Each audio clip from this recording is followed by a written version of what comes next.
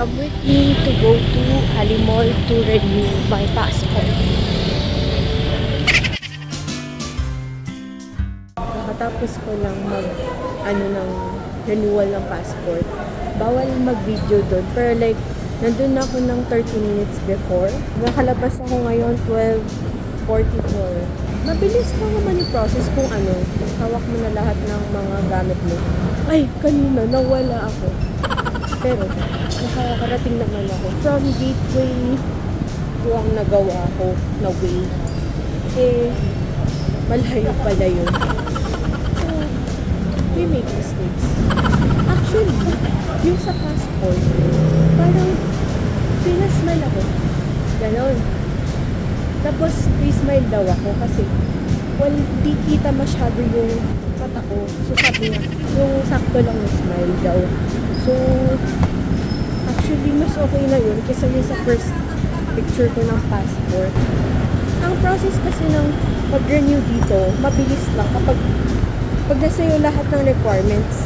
Hiningi sa akin na requirements is yung ID ko, passport, photocopy ng dalawang nun, tapos yung resibo. Pero daw sa iba, kailangan ng birth cert. So, di ko talaga alam. Ngayon, punta na ako sa Gateway Mall 1 para kumuha ng D-cream at uminom at kumain.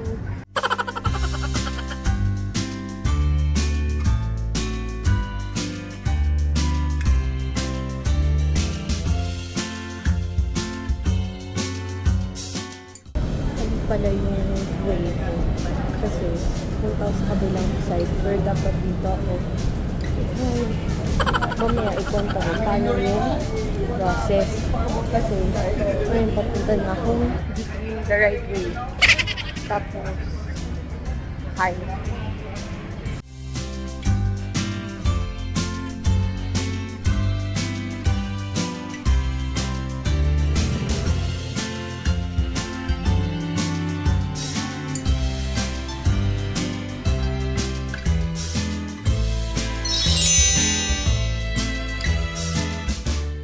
Lang sa Gateway Mall 1.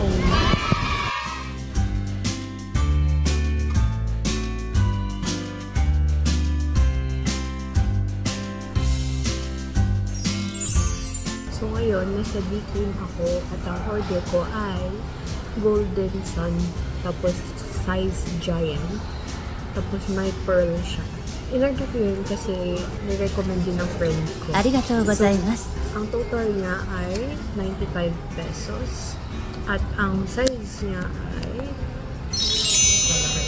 so, try natin siya later. Ang process ng pagkuha ng or pag-renewal ng passport, Philippine passport, is kukuha ka ng appointment sa available day at time kung kailan mo gusto.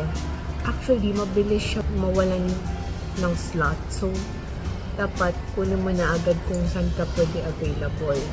Tapos, after nun, pay mo siya through online payment. Bayaran mo siya agad kasi mawawala yung portal ng payment online.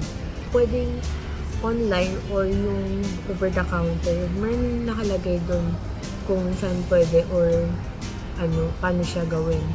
Pero ang ginawa ko is online payment para wala nang hassle. Ang pinipare ko na documents ay ID, tsaka photocopy ng ID ko, school ID, tapos passport, tapos photocopy ng passport. Actually, yun lang hiningi sa akin. Yung iba, kailangan nila ng birth certificate. Tapos may mga special cases din na need ng ibang documents. So, pwede mo rin yun tignan sa website. After mong makuha yung appointment, mag-i-email sila sa'yo, tapos makukuha mo yung resibo, yung receipt. Kailangan mo i-print yun, yung tatlong yun. May DFA copy, may sariling copy, tapos may yung kailangan isang application form. Dapat yun i-print bago ka pumunta. A4 size. Actually, yun lang. Papunta ka na dun sa day mo, tsaka time mo, tapos mabilis lang naman, i-prepare mo on hand yung mga photocopy tsaka original. Di naman nila kukunin yung original birth certificate based on dun sa isang conversation na narinig ko. Mabilis lang siya, matagal lang hintay kasi maraming tao. From 11:30 naghintay ako, 12:40 na step 2 na ako.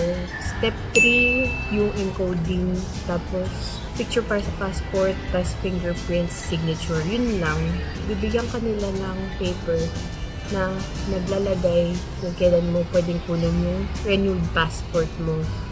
Pwede nilang i-punch ng whole yung passport. Pero kanina, sabi ng miss na ano sa amin, valid pa naman yung passport ko. So, hindi niya muna ipapunch. Babalik ako in 2 weeks time. Pero depende sa bibigay sa'yo. Either, pinarinig ako 3 days to 2 weeks. Depende bibigay sa'yo. Akin, 2 weeks. Yun lang.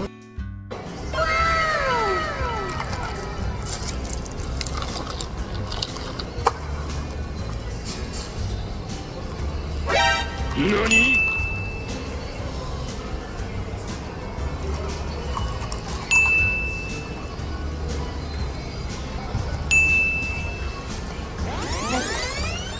9.5. Parang may... Actually, malapit na siya mag-10.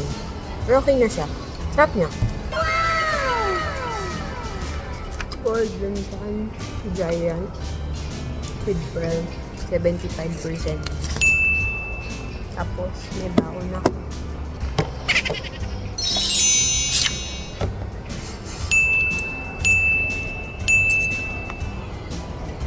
First time maging vlogger. Vlogger yarn. Kaya na.